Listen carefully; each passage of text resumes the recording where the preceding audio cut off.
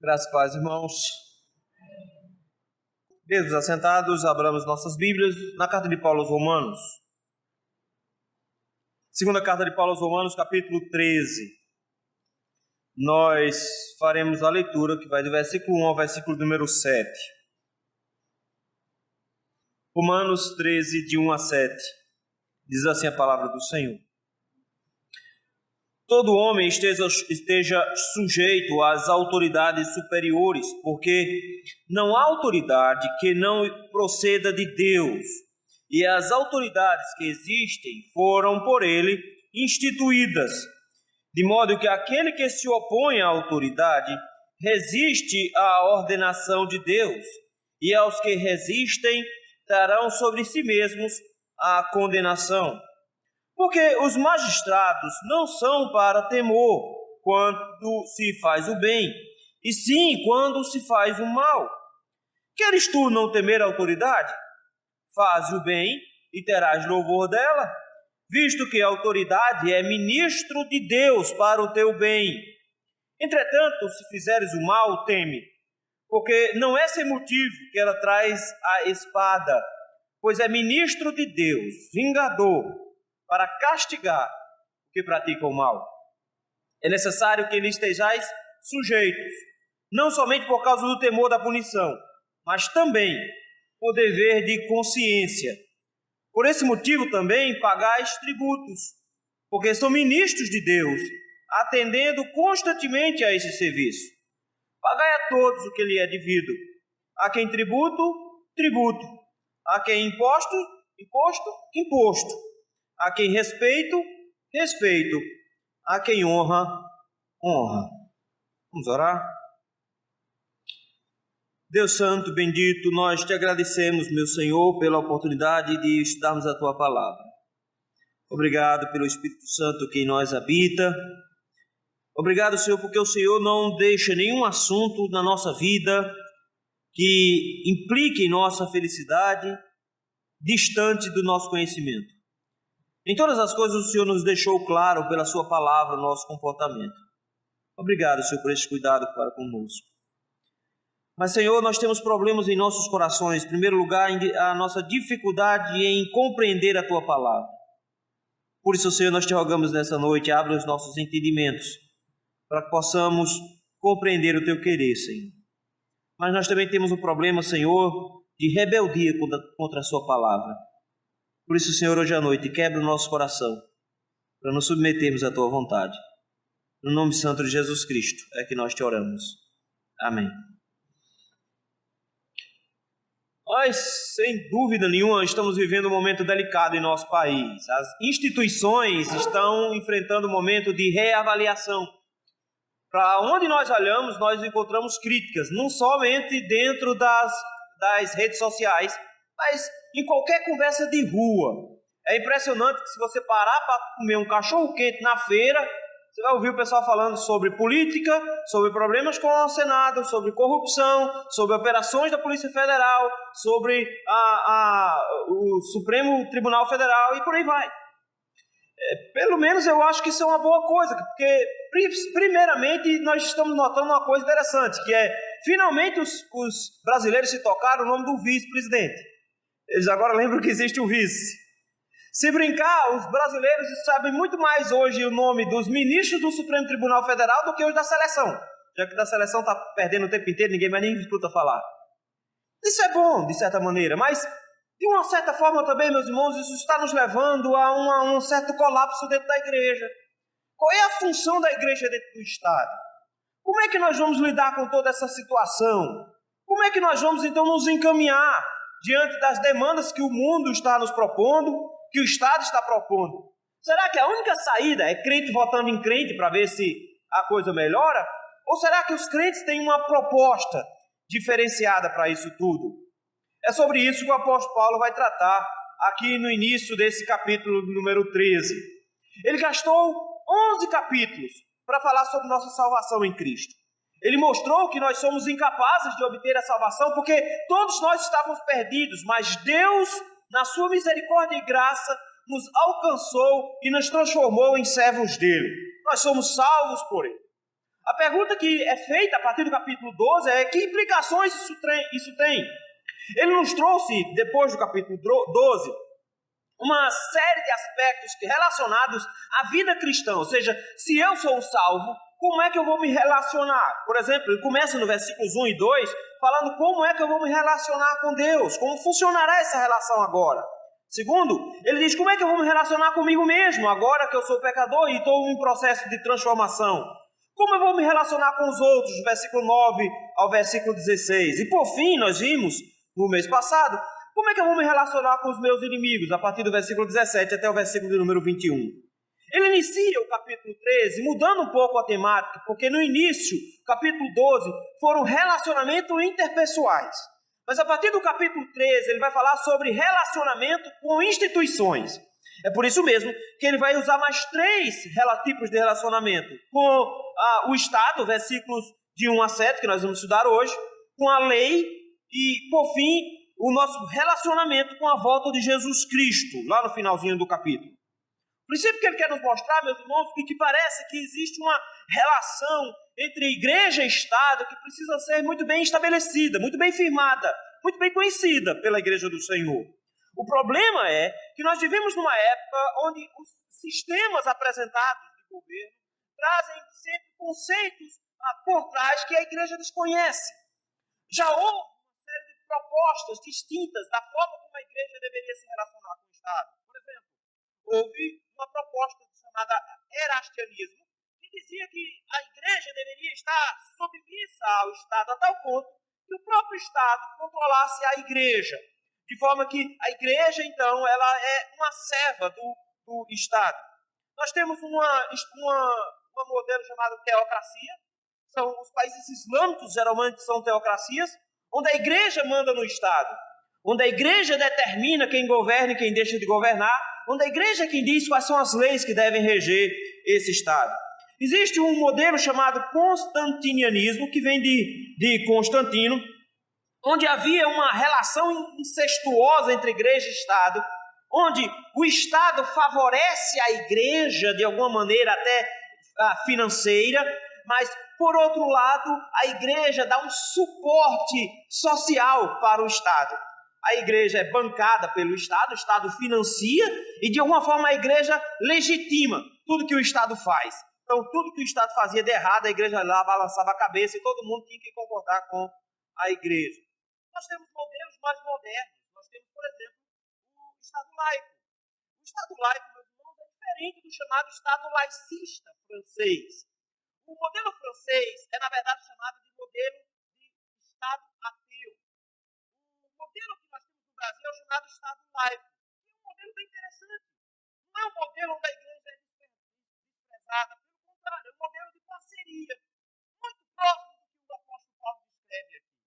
O princípio é de que a igreja e o Estado andam juntos, um ao lado do outro.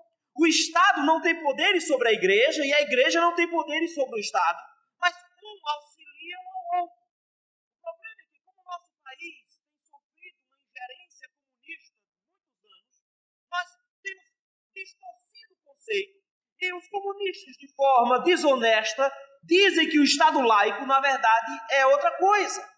O que eles chamam de Estado laico, na verdade, é o Estado laicista francês. O Estado laicista francês diz que o Estado não tem nada a ver com a igreja e que a igreja tem que ficar no lugarzinho dela lá, cantando e fazendo pregação e não tem que se meter em nada do Estado. Isso é um absurdo. Não é isso que a Escritura nos ensina, não é isso que o nosso país prega. A nossa Constituição ela foi aberta em nome de Deus. Em todos os aspectos, Deus foi apresentado dentro do nosso país. Se você pegar o seu dinheiro, tinha lá escrito, Deus seja louvado. A nossa Constituição foi montada em cima de princípios cristãos. Então não há como negar. A igreja cristã tem sim influência no Estado. E o Estado também tem deveres para com a igreja. É isso que o apóstolo Paulo tenta mostrar. E os comunistas estão completamente equivocados. O modelo do Estado laicista dele, o Estado ateu, só serviu para perseguir a igreja, para matar a igreja. Em todo lugar no comunismo, no socialismo foi estabelecido, a igreja precisou ser morta para que eles pudessem reinar. Por isso que eles têm tanta raiva de crente, tanta raiva de igreja. Só gostam dos votos dos crentes. Mas o princípio que o apóstolo Paulo coloca é outro. Paulo diz, existe um modelo bíblico para nós trabalharmos esse assunto. Paulo não está preocupado aqui em responder perguntas difíceis, do tipo, o que é que eu vou fazer se o Estado me der uma lei que eu não devo obedecer? Por exemplo, o que é que eu vou fazer com a lei da palmada? O que é que eu faço? Paulo não está preocupado em falar sobre isso. Paulo não está preocupado aqui também em discursar sobre eu devo ou não me levantar para derrotar um governante. Ele não está preocupado, por exemplo, se eu devo ou não entrar na guerra civil para, de alguma maneira, dividir o meu país.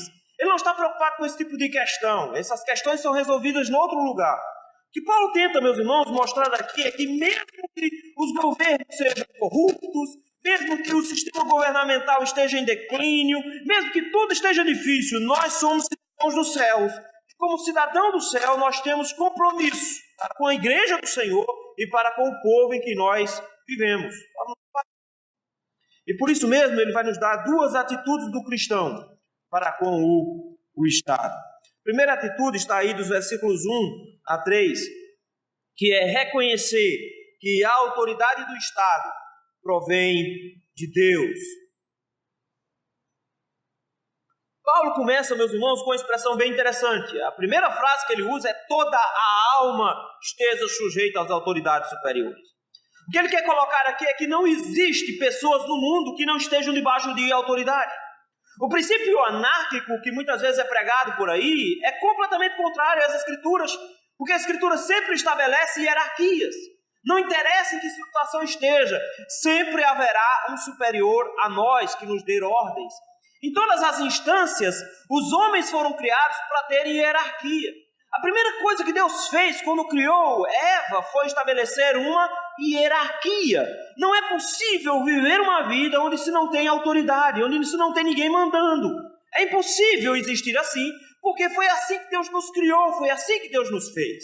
E por isso mesmo Paulo chega e diz, portanto, todo homem que existe sobre a face da terra precisa aprender que tem que ter um comportamento em relação às autoridades. E o princípio é sujeição às autoridades. Ele coloca, meus irmãos, que nós precisamos reconhecer que essas autoridades que foram estabelecidas sobre nós têm poder sobre nós. A pergunta que nós fazemos é, de onde Paulo tira essa ideia de que existe uma casta na nossa sociedade que tem poder sobre nós? A democracia, como nós vivemos, diz que esse poder emana do povo e que é o povo que mostra esse poder. O apóstolo Paulo diz, não é o povo que concede poder ao político, não é o povo que concede poder ao presidente, ao governante, não é o povo que concede poder a vereadores, deputados, não é o povo, não vem do povo a autoridade, vem do próprio Deus. Ele diz isso por 3 vezes. Note aí, por exemplo, versículo 1, ele termina o versículo 1 dizendo assim, porque não há autoridade que não proceda de Deus. Finalzinho do versículo 1 ele diz, as autoridades que existem foram por ele instituídas. Ele inicia o versículo 2 dizendo, de modo que aquele que se opõe à autoridade resiste à ordenação de Deus. Por 3 vezes Paulo faz questão de dizer o seguinte, não existe autoridade na terra que não tenha derivado de Deus. Isso é importante, meus irmãos, porque os crentes não se submetem à autoridade porque ele ganhou a eleição. Não é por causa disso. Porque parece que é esse o grande discurso que nós ouvimos hoje. Fulano de tal tirou 100 e tantos milhões de votos, ele tem que ser respeitado porque ele foi eleito. O crente não respeita ninguém por causa de eleição, porque o crente também entende de que é possível que Deus escolha pessoas sem eleição. É possível que Deus escolha pessoas para assumir a liderança sem que elas sejam necessariamente eleitas. Então nós não acreditamos necessariamente na democracia, já que como igreja cristã, o nosso sistema de governo não é democrático, o nosso sistema de governo é monárquico. Nós temos um rei que nos governa. A igreja não é uma democracia, a igreja é uma monarquia. Por conta disso, nós entendemos de que a autoridade daquele que governa não vem do voto, não vem do povo, mas vem de Deus que coloca essa pessoa na autoridade. Por isso que Paulo começa dizendo, toda a autoridade deve estar lá no seu lugar e todo homem que existe deve estar submisso a essa autoridade, porque não há autoridade que não proceda de Deus. Paulo não está necessariamente fazendo juízo de valores em relação à autoridade. Note que ele não está dizendo, toda a autoridade boa vem de Deus. Ele não está dizendo todo governante bom vem de Deus, o que não vem, vem do maligno. Ele não está dizendo que todo bom administrador de prefeitura, todo bom prefeito veio de Deus, e que o administrador ruim da buraqueira de Recife e Jaboatão não veio de Deus. Ele não está dizendo isso, ele está dizendo que toda autoridade que existe, ela é constituída por Deus. Que essas autoridades, meus irmãos, foram estabelecidas para o nosso bem. Porque, no final das contas, veja o final do versículo 1, as autoridades que existem foram por eles instituídas. Paulo está dizendo que é o próprio Deus que criou a estrutura. Foi o próprio Deus que montou essa estrutura. Foi Deus que criou a estrutura de haver a necessidade de administração. Foi Deus que criou a estrutura de que havia necessidade de alguém que produzisse leis. Foi Deus que criou a estrutura de alguém que executasse essa lei, tanto com o braço do apoio como o braço da guerra. Paulo diz, foi Deus que montou tudo isso. Não surgiu dos pensamentos humanos. Deus sempre mostrou que nenhuma sociedade prospera quando um desses grupos cai. Não é possível. Paulo então chega agora e diz, entendam, as autoridades que você conhece foram instituídas por Deus, de modo que temos um problema bem sério aqui. Paulo diz, se opor às autoridades é se opor a Deus. E o princípio é muito simples, meus irmãos. É que se revoltar contra alguém a quem Deus instituiu, faz com que eu, de certa maneira, me revolte contra o próprio Deus que instituiu essa autoridade. A questão é que parece que Paulo de repente olha para nós e diz, cuidado, não se coloque contra lideranças, não se coloque contra os ungidos do Senhor, não se coloque contra aqueles que o Senhor colocou como autoridade. Mas não é bem isso que o apóstolo Paulo tenta nos mostrar. O que Paulo está tentando nos mostrar, meus irmãos, é que Deus estabelece para si os líderes. É Deus que impõe rei e tira rei. É Deus que governa o coração do rei. É o Senhor que controla todas as coisas. No final das contas ele diz, cuidado quando você for se opor a uma autoridade. Porque pode ser que você esteja se opondo ao próprio Deus que concedeu a essa pessoa a autoridade. É incrível porque o princípio da autoridade ele se estabelece em várias esferas. Desde a presidência da república, passando por governo de estados, passando por prefeituras, chegando até em nossa casa. Relação de pais e filhos. Os filhos devem obediência aos seus pais, porque a autoridade dos pais veio do Senhor. Notou que não houve eleição para pai? Notou? Você nasceu e adivinha o que você tem na sua frente? Um pai. O que você tem que fazer com ele? Submeter-se. Você não tá, quero democracia aqui em casa, vamos eleger quem vai ser o pai aqui em casa hoje. Não tem isso. A autoridade do pai deriva diretamente do Senhor. Paulo diz, eles têm autoridade. Se levantar contra o seu pai é se levantar contra o próprio Deus que deu a esse a autoridade. Mas de repente Paulo chega agora e diz, sabe o que acontece com quem se coloca contra as autoridades? Versículo 2, olha aí, final do versículo 2. Quem resiste a essa ordenação de Deus trarão sobre si mesmo o quê? Condenação. Estarão seriamente complicados. Porque ele diz, vão trazer condenação sobre si. Não é necessariamente uma condenação do inferno. Eu creio que o princípio que ele coloca aqui é que as autoridades vão ser usadas por Deus para te punir. A pergunta que nós fazemos agora é, então Paulo está com um problemão, porque Paulo está dizendo que eu não devo resistir ao Estado. Não, o que Paulo está dizendo, meus irmãos, que o Estado, ele deriva a sua autoridade de Deus, então a liderança do Estado tem sua autoridade de Deus.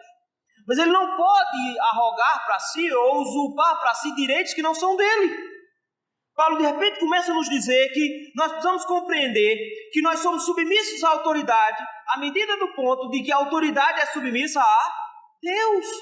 Se a autoridade ela é insubmissa a Deus, nós não temos esse direito. E eu provo isso. O apóstolo Paulo é extremamente conhecedor do Antigo Testamento e ele sabe exatamente o que foi que Daniel fez, ele sabe exatamente o que foi que Sadraque, Mesaque e Abednego fizeram quando houve diante deles uma lei do Estado e eles sabiam que o rei, por mais cruel que fosse, era instituído por Deus, mas no momento que a lei que o Estado deu foi de encontro à lei do Senhor, eles simplesmente resolveram não obedecer.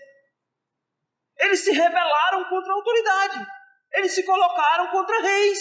Eles se posicionaram de forma firme, arriscaram o pescoço, porque eles foram condenados, lembra? Eles estão desobedecendo a autoridade. Mas no final das contas, o que Deus queria mostrar no final, você precisa entender de que a autoridade do Estado deriva de Deus. E quando o Estado arroga para si uma autoridade que ele não possui, que é só de Deus, que só Deus pode dar, ele não pode ter toda a autoridade.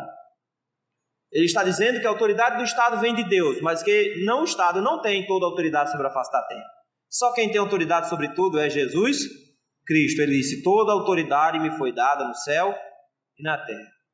Por isso, do versículo 3, Paulo diz: sabe por quê, meu irmão? Porque quando Deus nos deu autoridade, Ele nos deu autoridade para botar ordem na coisa. Porque sem autoridades, o Estado vira um caos, vira uma bagunça. Versículo 3 ele diz: porque os magistrados não são para temor quando se faz o bem, e sim quando se faz o mal. Paulo diz: entenda, Deus deu o Estado para que nós tivéssemos controle.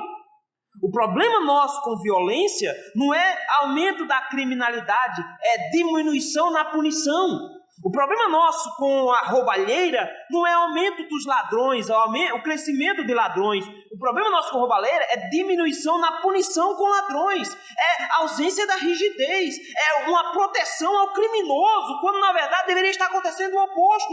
O nosso Estado abandonou as suas prerrogativas para cuidar de coisas que Deus não deu autoridade a eles. Está preocupado com a luz do seu farol. Olha com o que o nosso Estado está preocupado. E você precisa passar 40 por hora lá em Vitória e ser assaltado por causa dos buracos. Notou? É um Estado que se preocupa com coisas para quais Deus não criou e não se preocupa em fazer aquilo para o qual Deus o criou. Paulo diz: entenda uma coisa. Deus deu o Estado não para que você ficasse com medo dele. Porque o Estado que está sob o controle de Deus, só quem tem que ter medo dele é quem faz o mal. Quem faz o mal tem que ter medo mesmo. Não adianta, meus irmãos. O negócio de que não pode repressão é um absurdo. A Escritura diz muito claro que ladrão tem sim que ter medo de polícia. E que polícia deverá sim derrubar ladrão na hora que conseguir. O princípio bíblico é muito simples. É que ele tem que ter medo sim. E não é ter medo necessariamente do armamento, porque quem se lembra da década de 70 era um Fusca e um Veraneio, e todos eles tinham medo. Quando vinha o Fusquinha azul, ninguém ficava na frente. O princípio era simples: o temor dos ímpios deve ser para com o Estado, porque o Estado é a mão do Senhor. Ele diz, versículo 3, quando se faz o bem, não precisa se ter medo do Estado. Mas quando se faz o mal, Paulo diz: não quer ficar com medo da mão do Estado? Não quer ficar com medo deles? O que é que você tem que fazer? Faz o bem e o quê? E terás louvor dela. Não é uma obediência ilimitada, mas o princípio que Paulo coloca é: o Estado está aí para garantir a presença do bem em nossa sociedade. Mas notem bem claro isso aqui. É a presença do bem para quem faz o bem. Porque para quem faz o mal, a presença do Estado é castigo. A presença do Estado não é para acolher quem faz o mal. Não é para dar cuidado para quem faz o mal. A presença do Estado é para maltratar mesmo quem faz o mal. Porque ele está aí para proteger o de bem e não o de mal. Paulo diz: a autoridade veio de Deus. Os governantes precisavam aprender isso. Eles precisam entender isso. De que a autoridade que eles possuem vem do Senhor. E como isso, eles devem satisfação a Deus. Os irmãos acham que depois dos políticos terem roubado tanto, e hoje não se fala mais em 1000, fala em milhões, em bilhões que eles roubam, os irmãos acham realmente que o Senhor vai olhar para eles e dizer que tadinhos bichinhos, estavam querendo só um pouquinho de conforto a mais e não vai tomar conta? Meus irmãos, o Senhor tomará providências com relação a cada um desses políticos corruptos que existem em nosso país. O Senhor tomará vingança de cada um deles, porque eles usurpam a autoridade que Deus deu. A autoridade deles vem de Deus. Mas em segundo lugar, meus irmãos, a segunda atitude, além de reconhecer que a autoridade vem de Deus, nós precisamos reconhecer que o ministério do Estado também provém de Deus. Não é só o poder que vem deles, é o que ele tem que fazer também. O Senhor está preocupado com o nosso Estado, não só no sentido de que Deus deu a autoridade para os homens para governar, mas está preocupado no sentido também de que Deus disse o que é que eles têm que fazer ou deixar de fazer.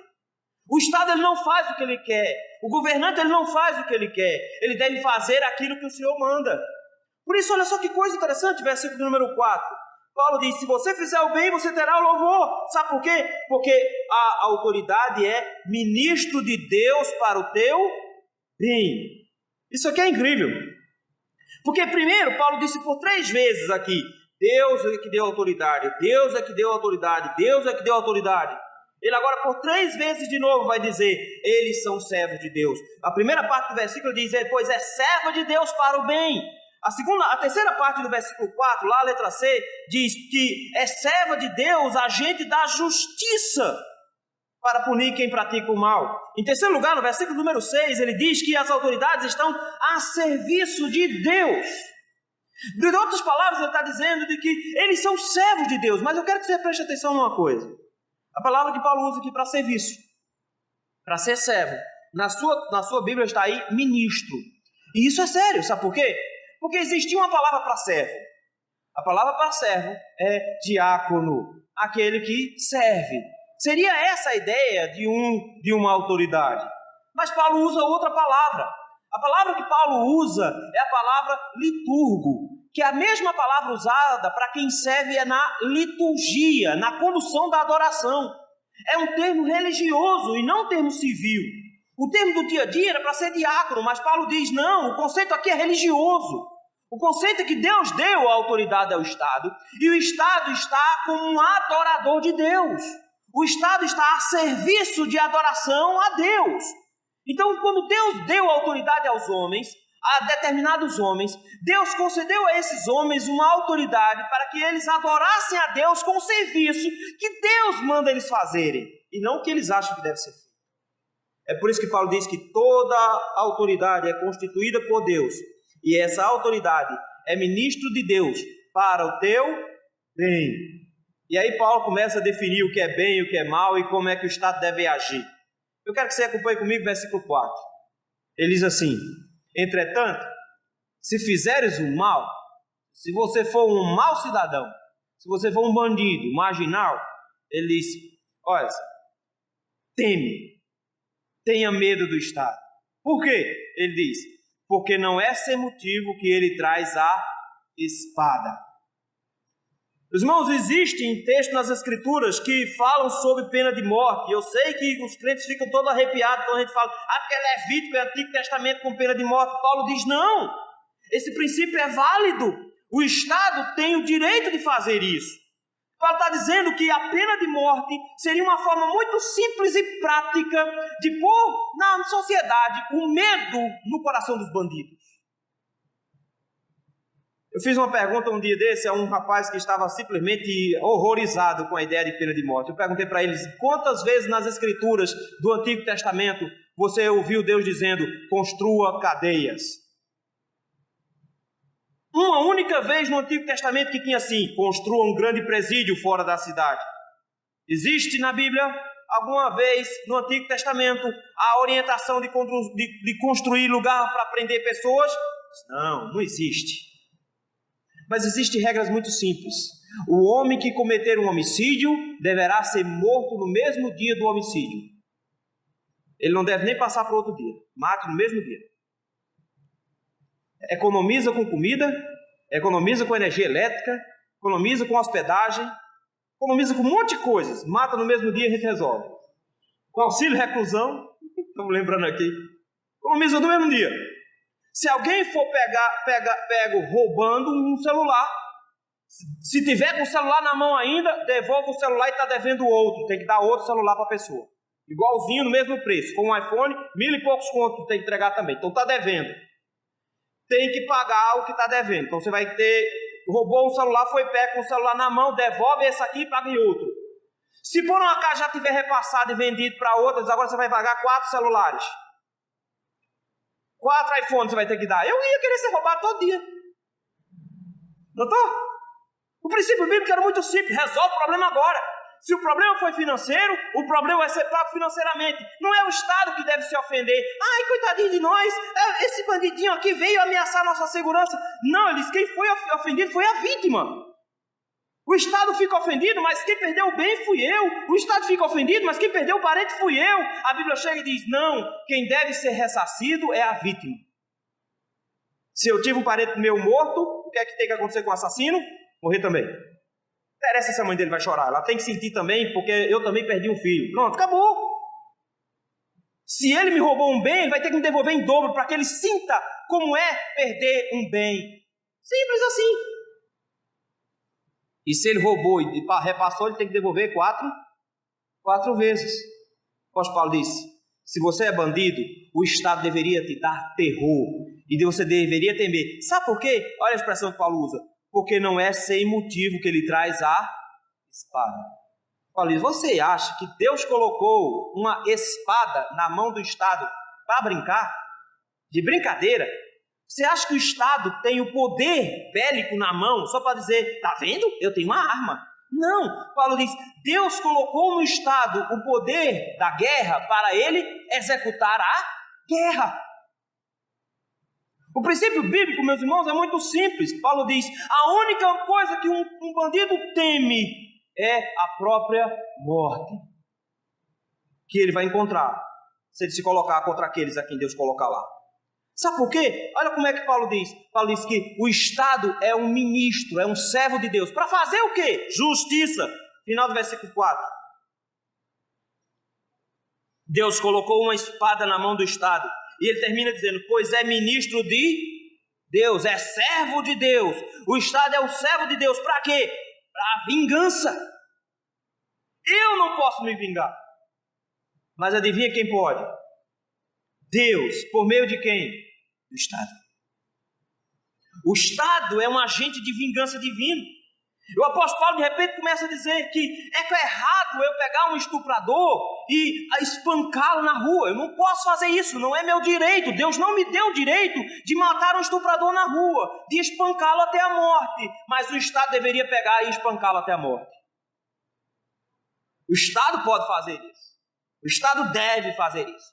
É por isso que a Escritura era muito clara, que se um homem abusasse de uma mulher no meio de um ato, e essa mulher fosse virgem, ele a estuprasse, ele deveria ser morto, ponto. Acabou-se o estupro. E ainda ficam loucos quando o deputado vai lá e diz, só quero castrar. A Bíblia não cortava só essa parte, não, cortava o pescoço logo.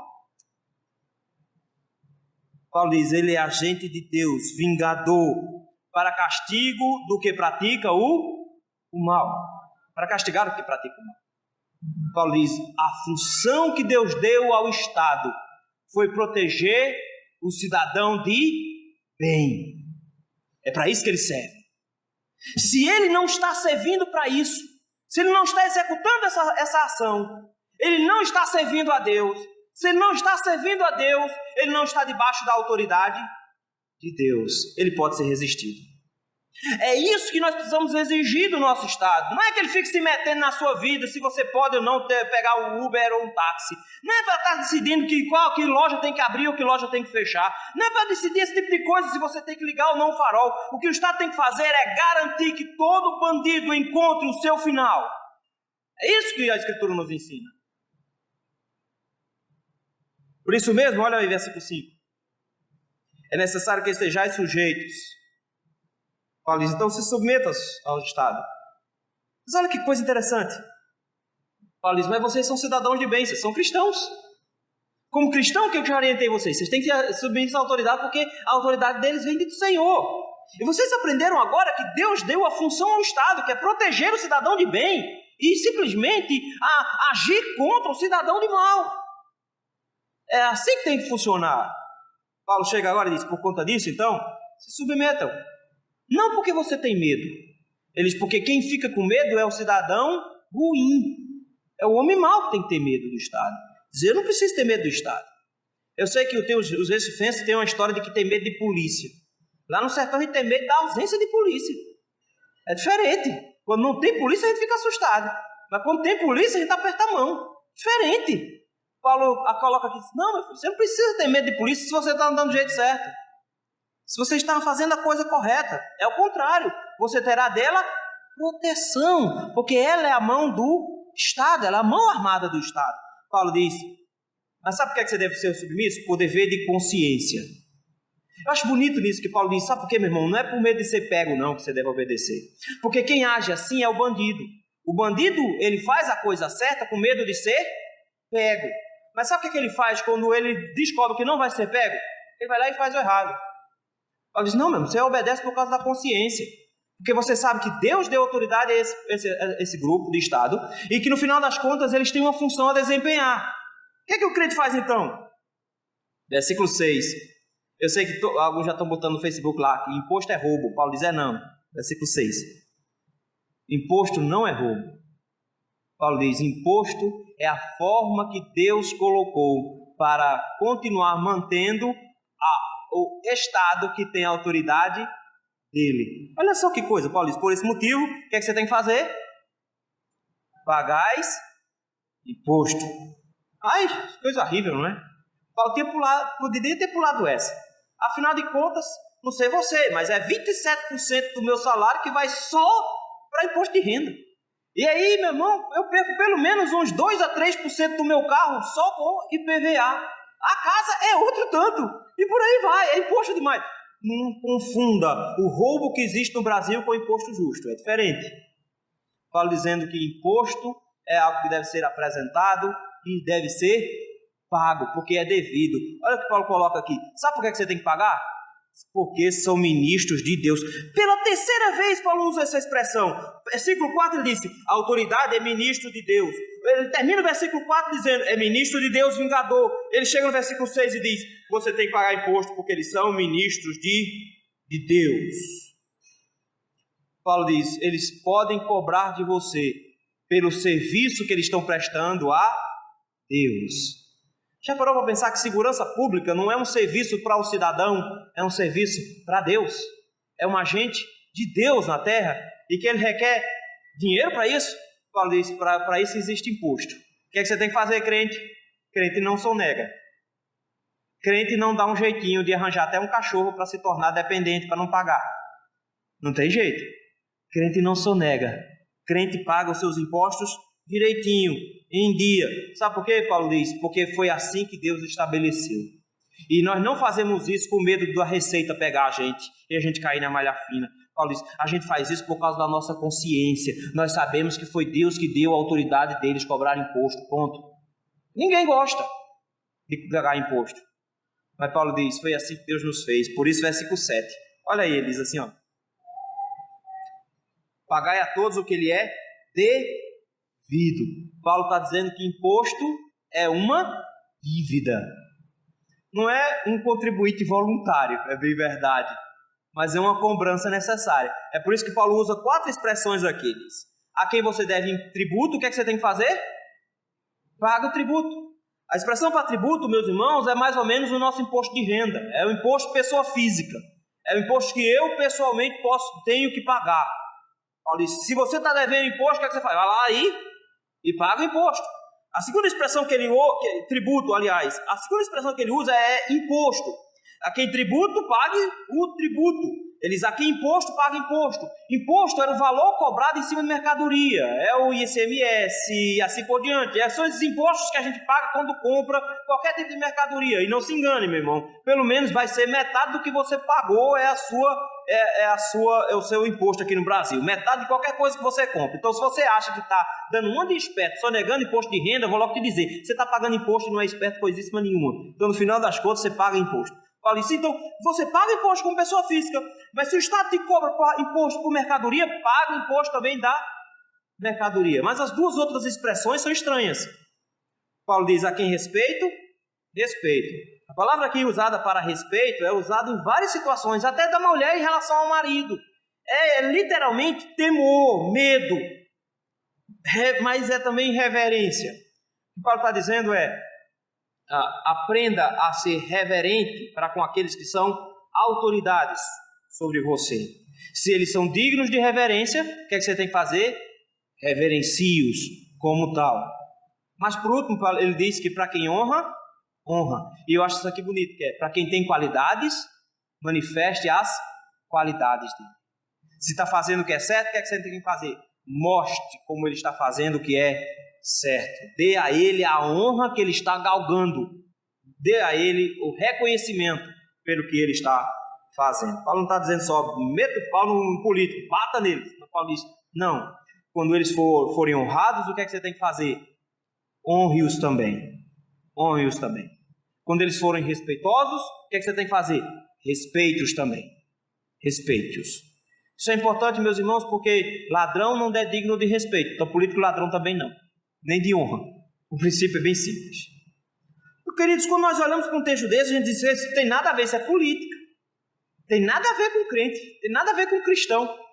Na verdade, meus irmãos, é esse o nosso grande problema. Os cristãos pararam de falar de política porque acham que política é coisa do mundo, deixa para lá. E por que deixaram para lá? O que é que a política fez? Entrou dentro da igreja de maneira mais suja possível. Como é que se um candidato chega na igreja? Votem em mim que eu troco o som da igreja. Votem em mim que eu ajeito o telhado da igreja. Votem em mim que eu troco a bancada da igreja. Se vocês votarem em mim, eu arranjo uma rádio para vocês. Vocês vão poder pregar o evangelho. Que coisa maravilhosa, que coisa boa. Meus irmãos, isso é corrupção. Isso é corrupção. Isso é vergonhoso para a igreja. Não é assim que funciona. A Escritura nos ensina de que o Estado, meus irmãos, é a mão de Deus. Ele tem a autoridade vinda de Deus, está a serviço de Deus. Mas que no final das contas a igreja ela é a consciência do Estado. Somos nós, irmãos, que temos que dizer para o Estado que é isso que eles têm que fazer. É isso que assim que eles têm que agir. Está na hora de nós, como cristãos, levantarmos a voz e dizer: chega de ateus nos dizendo como é que nós devemos criar os nossos filhos. Chega de pagãos nos dizendo como é que nós temos que nos comportar na rua. Nós somos cristãos, nós definimos o que é cultura, nós definimos o que é diversão, nós definimos o que é um cidadão de bem, nós definimos o que é a moral, nós definimos o que é bom costume. Somos nós que definimos isso e não eles. Não eles. Eles não foram colocados por Deus lá para dizer para mim o que é certo e o que é errado. Isso é Jesus quem diz. Eles foram lá para executar a mão de Deus como servos de Deus. E se eles não fazem isso, que nós os derrubemos e os troquemos por servos de Deus. Servo de Deus não é pastor não, porque a bancada mais corrupta que tem em Brasília é de pastores.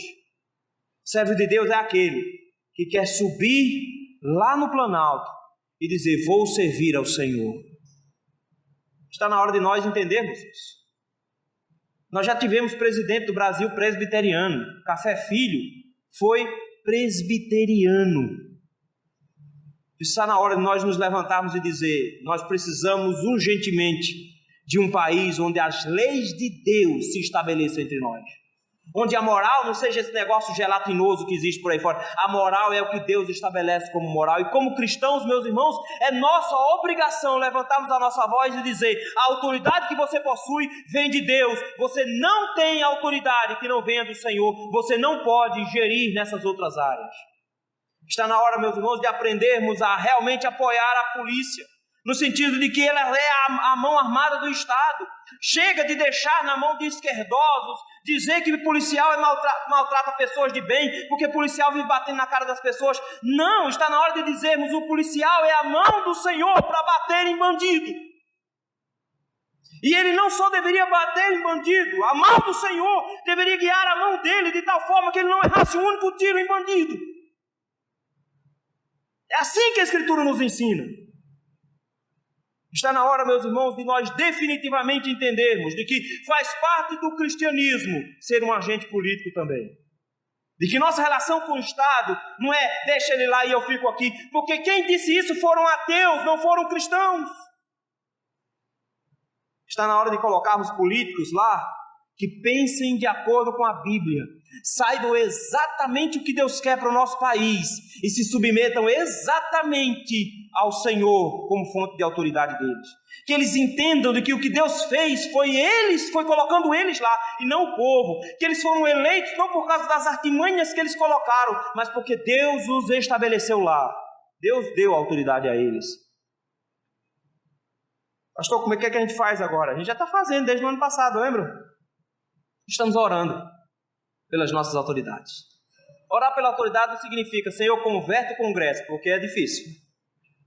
Orar pelas autoridades é: Senhor, tire todos os corruptos de lá. Protege a mão do Sérgio Moro para que ele encontre um por um e nos exponha um por um e coloque tudinho na cadeia. Derruba os ministros do Supremo Tribunal Federal que estão tentando desmanchar o negócio.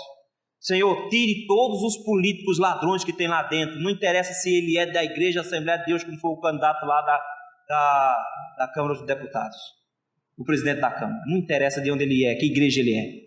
Que o Senhor derrube todos os corruptos, exponham a vergonha deles em público e que o Senhor exalte aqueles que defendem princípios cristãos, que defendem os princípios de Deus. Esse é o papel nosso como igreja do Senhor. Nós vamos orar por isso. Nós vamos pedir a Deus por isso. Você quer um país bom para viver? Tranquilo para andar na rua? Comece a pedir a Deus para que o Estado seja forte o suficiente somente para executar a vontade de Deus, para que ele se intervenha fazendo só aquilo que Deus mandou e não o que ele acha que tem que fazer, para que ele não usurpe, não roube a autoridade que Deus deu a ele, fazendo outra coisa que Deus não deu para ele. A família, ele não tem que se meter na família. Na educação, ele não tem que se meter na educação. Nas artes, ele não tem que se meter nas artes. Ele não tem que se meter na cultura, ele não tem que se meter na música, ele não tem que se meter em nada disso. Ele deveria fazer o mínimo, que era garantir um pouquinho de educação para quem não possui, muita segurança e saúde. Era isso que ele deveria fazer. É isso que a Escritura diz que ele tem que fazer. É isso que nós vamos cobrar, que eles sejam servos do nosso Deus, porque foi o nosso Deus que os colocou lá. E se eles não querem servir ao nosso Deus, eles não estão debaixo da autoridade do nosso Deus, e nós derrubaremos um por um para a glória do nosso Deus. Amém. Deus nos ajude nessa empreitada, nessa faxina que nós, se Deus quiser, faremos em nosso país e restabeleceremos os princípios cristãos como valores adequados para a nossa sociedade. Deus nos ajude nisso. Deus nos abençoe.